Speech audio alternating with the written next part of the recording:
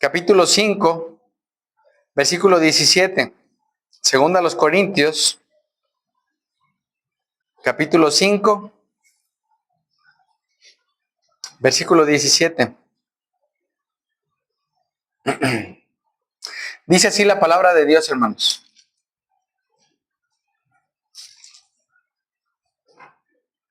Segunda a los Corintios 5, 17 al 21, mis amados. Es la porción que vamos a meditar para tener la Santa Cena.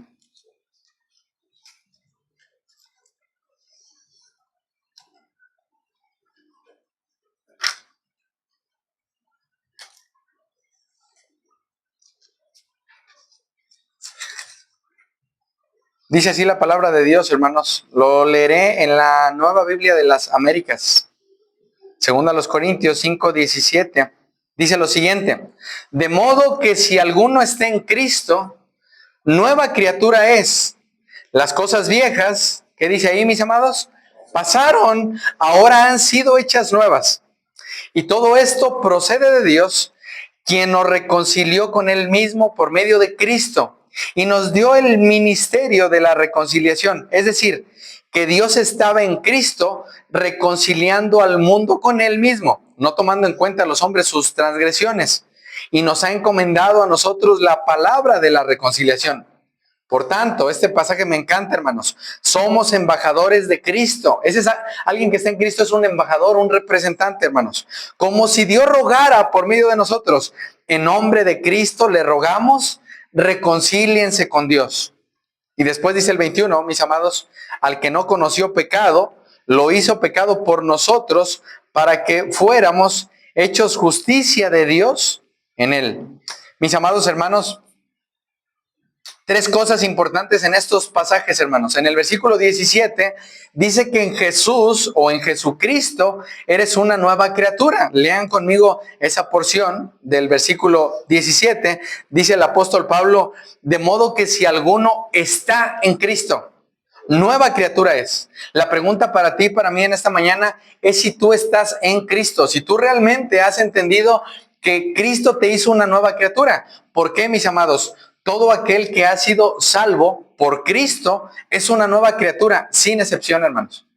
Es por eso que ahora podemos acercarnos a Dios, es por eso que por medio del sacrificio, hermanos, a pesar de nuestros pecados y faltas, todo aquel que ha sido salvado por Cristo, escuchen esto, tiene su pasado perdonado, hermanos, y aún su futuro y su presente, hermanos. Todo fue cobrado a Cristo. Somos nuevas criaturas. Y ahí el apóstol Pablo usa la imagen, hermanos, de un gusano que se convierte en una mariposa. Es una transformación, una metamorfosis. Esa es una nueva criatura, hermanos.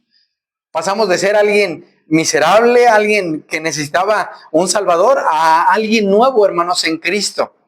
Y es por eso, mis amados, que ahora podemos recordar, mis amados, que en Cristo somos nuevas criaturas. La pregunta es si realmente recuerdo día tras día que soy una nueva criatura. Las cosas viejas pasaron.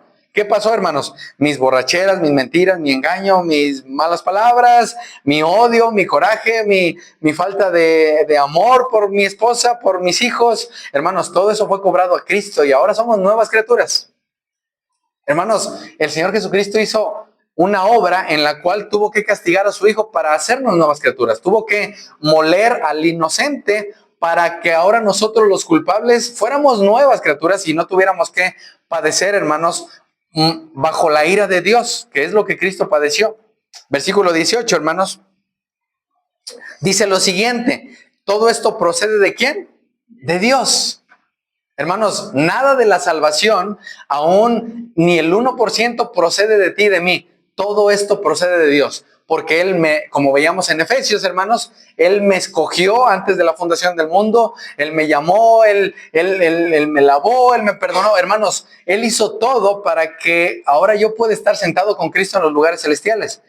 Entonces, dice el versículo 18, todo esto procede de Dios, quien nos reconcilió con Él mismo. ¿Qué hizo Dios, hermanos? Aplastó a su Hijo para reconciliarnos con Él. Eso sería una locura. ¿Cómo Dios, si Dios es bueno, cómo castigó a su Hijo? Bueno, es que Dios es justo también. Y Dios tuvo que ser satisfecho o satisfacer su ira aplacándole en Cristo en la cruz, hermanos. Y es por eso que Él nos reconcilia con Él mismo por medio de Cristo y nos da el ministerio de la reconciliación. Y lo explica el versículo 19, léanlo conmigo. Es decir, que Dios estaba en Cristo, ¿qué haciendo? Reconciliando al mundo con Él mismo. ¿Y qué hizo? No tomando en cuenta a los hombres sus pecados, sus transgresiones, y nos ha encomendado a nosotros la palabra de la reconciliación.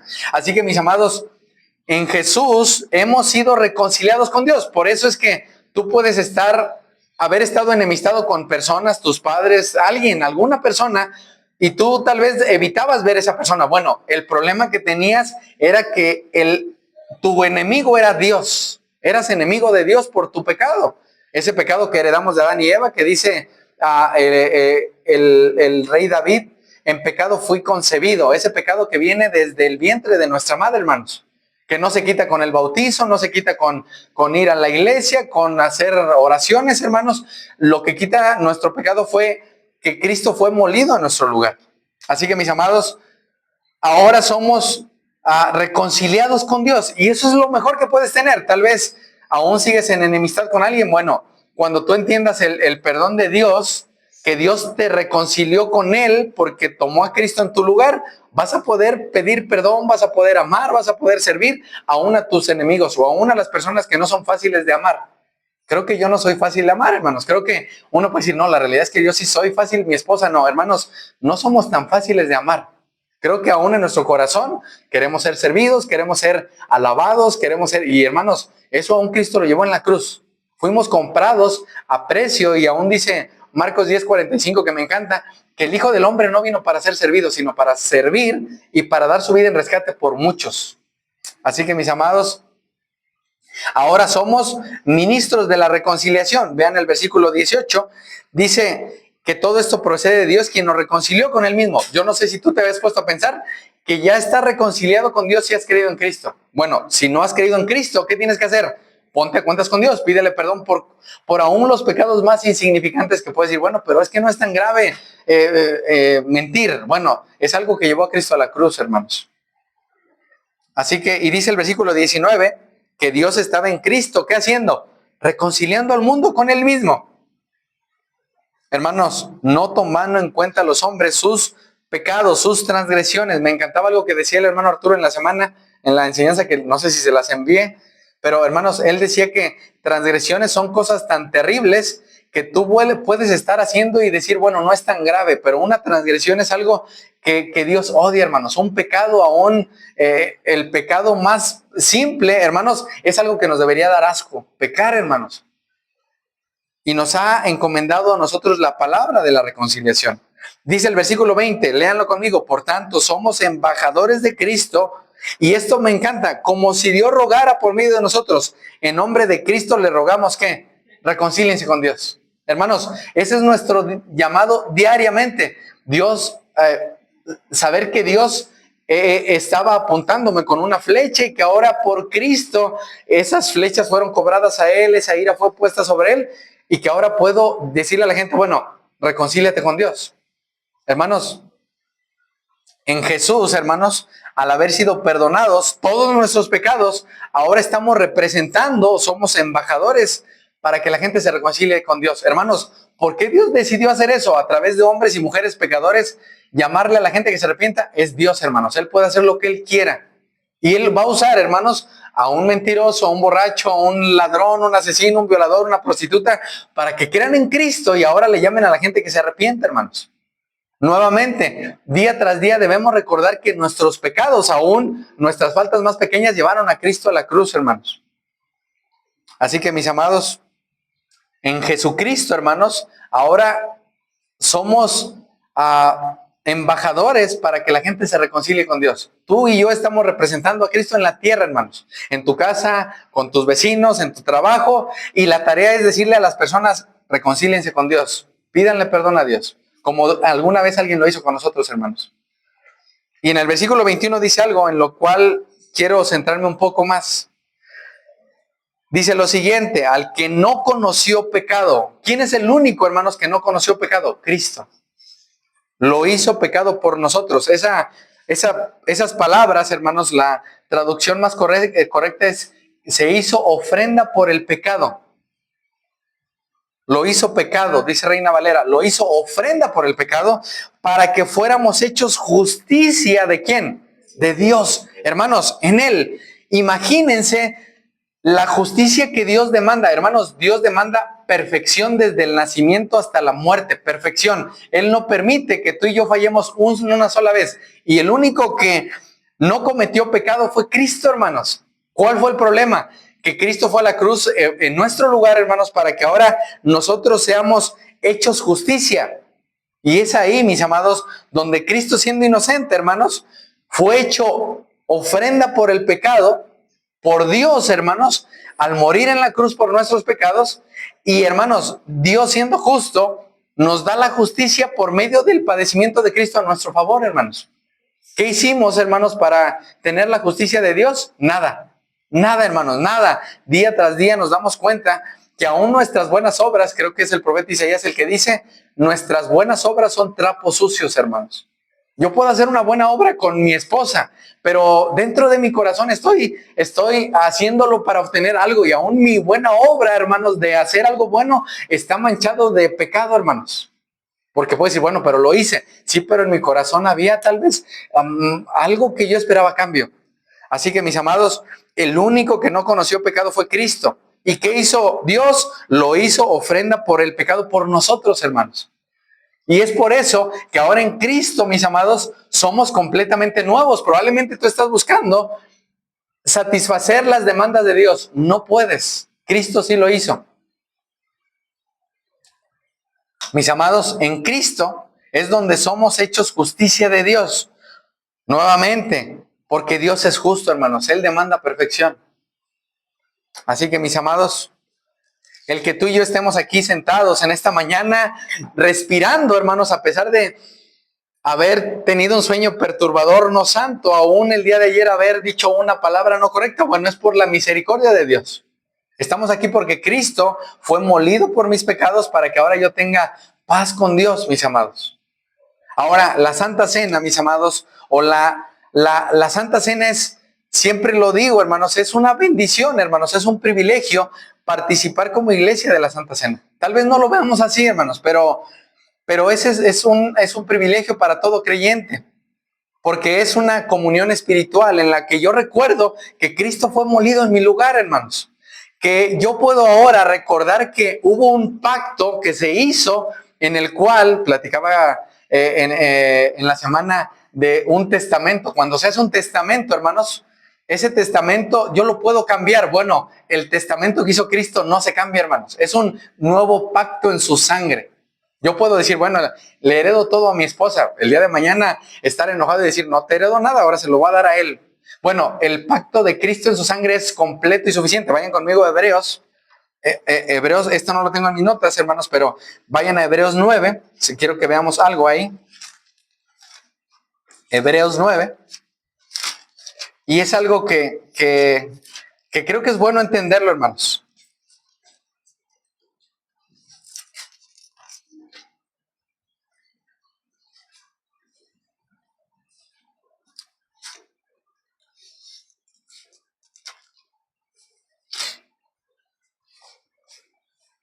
Dice lo siguiente, Hebreos capítulo 9, mis amados, versículo 15. Así que por eso es mediador de un nuevo pacto, para que interviniendo muerte, para remisión por las transgresiones que había bajo el primer pacto, los llamados reciban la promesa de la herencia, ¿qué? Eterna. Vean el 16, hermanos, porque donde hay testamento es necesario que intervenga ¿qué? Muerte del testador. El que deje el testamento tiene que morir. Bueno, ese que murió para darnos ese nuevo pacto, ese pacto en su sangre, hermanos, lo hizo una vez y para siempre. Vean el versículo 17.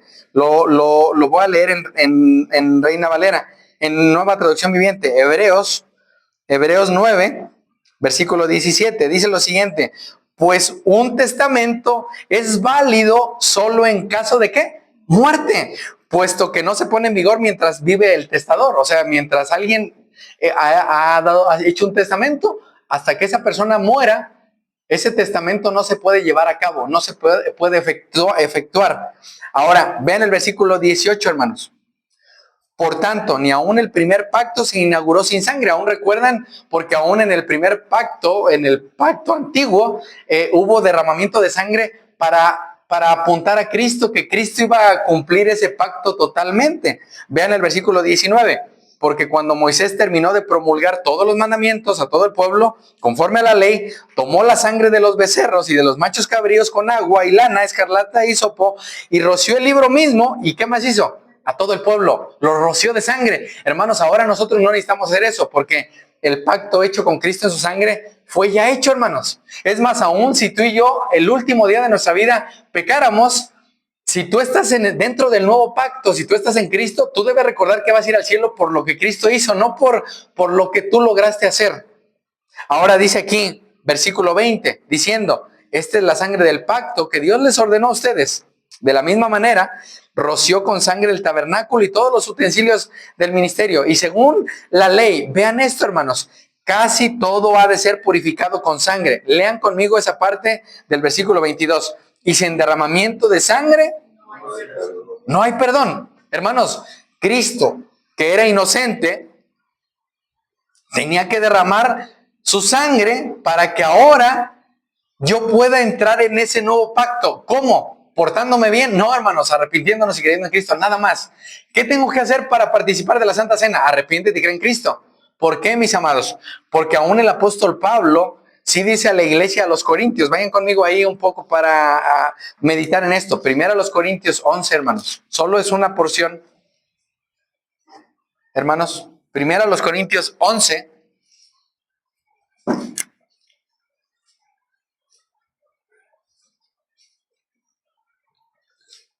Versículo 17, hermanos.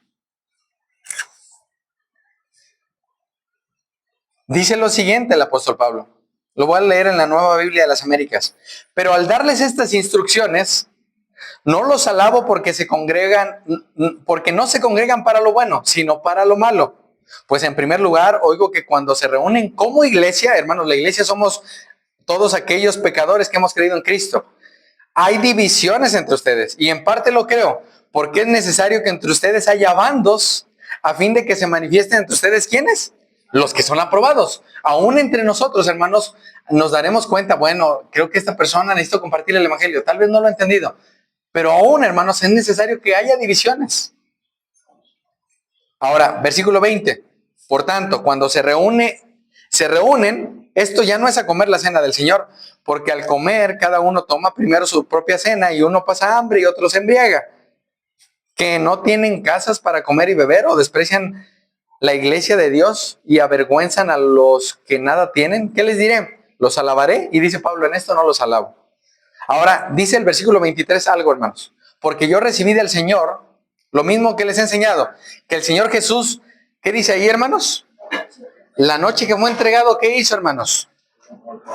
Tomó pan. Entonces, hermanos, Pablo está haciendo recordatorio de la Santa Cena. La noche que fue entregado, antes de ser entregado, hermanos, tomó el pan y después de dar gracias, ¿qué hizo, hermanos? Lo partió. Y lo dio, hermanos, aún sabiendo que todos sus discípulos lo iban a entregar, hermanos. Y después de dar gracias, lo partió y dijo, ¿esto es qué? Mi cuerpo que es para ustedes. Hagan esto en memoria de mí. Hermanos, al partir el pan, nosotros estamos recordando, mis amados, que el cuerpo de Cristo fue partido por nosotros, hermanos. Y después dice el apóstol Pablo, hermanos, a los corintios, de la misma manera, tomó también, ¿qué? La copa, después de haber cenado diciendo, ¿esta copa qué es, hermanos? El nuevo pacto en mi sangre. Hagan esto cuantas veces la beban en memoria de mí, porque todas las veces que coman este pan y que beban esta copa, ¿qué hacemos, hermanos? Proclamamos la muerte del Señor. ¿Hasta cuándo? Hasta que Él venga. ¿Cuánto tiempo tengo que hacer esto? Hasta que Cristo venga, hermanos. Versículo 27. De manera que el que coma del pan o beba de la copa del Señor indignamente será culpable del cuerpo y de la sangre del Señor. Versículo 28. Por tanto, examínese cada uno a sí mismo y entonces, ¿qué? Coma del pan y beba de la copa. Hermanos, si aún alguien ha pecado, no es abstenernos de comerlo, sino es confesar nuestro pecado, pedirle perdón a Dios, hermanos, y poder participar. Versículo 29, porque el que come y bebe sin discernir correctamente el cuerpo del Señor, come y bebe ¿qué? Juicio para sí. Y luego dice el 30, hermanos, por esta razón hay muchos débiles. Y después, ¿qué dice, hermanos? Y enfermos entre ustedes. Y enfermos entre ustedes. Y muchos duermen. Muchos habían muerto, hermanos. Así que, mis amados, la cena del Señor, mis amados, es la comunión espiritual con Cristo y un recordatorio, mis amados, del nuevo pacto en el sacrificio en la cruz. Así que, hermanos, ¿quiénes pueden participar? Solo aquellos que son parte del nuevo pacto. Solo aquellos que han entregado su vida a Cristo. Si no la has entregado, ¿qué tienes que hacer? Entrégala, pídele perdón, pídele a Dios que te salve. Aquellos que son verdaderos creyentes, hermanos, ¿quiénes deben abstenerse? Aquellos que no son cristianos, aquellos que la beben indignamente, aquellos que dicen, bueno, yo quiero seguir pecando, no la tomes, no participes de él. Ahora, mis amados, quienes estén en algún pecado, que digan, yo soy consciente de mi pecado y no me voy a arrepentir, no la tomen, hermanos. Ahora, mis amados, el que nosotros podamos participar de la Santa Cena es como leíamos al principio, hermanos, somos nuevas criaturas, las cosas viejas, ¿qué? Pasaron. Todas son hechas nuevas. Bueno, es que yo sigo luchando con algún pensamiento, sigo luchando con la ira, sigo luchando con algún pecado. Bueno, pídele perdón a Dios. Cena, toma de la Santa Cena, come y bebe. Recuerda que su cuerpo, mis amados, el cuerpo de Cristo fue molido en la cruz, hermanos. El cuerpo de Cristo fue molido, no únicamente como lo vemos, hermanos, fue despedazado, hermanos. Para que ahora tú y yo al comer, recordemos que Cristo fue molido en mi lugar. Que al tomar del jugo, hermanos, de uva, podamos recordar que su sangre fue derramada en esa cruz, en el monte Calvario, para que ahora tú y yo podamos acercarnos a la presencia de Dios. Ese que hizo el nuevo pacto, el Nuevo Testamento ya murió, hermanos. Y su pacto es hecho perfecto. Así que, mis amados,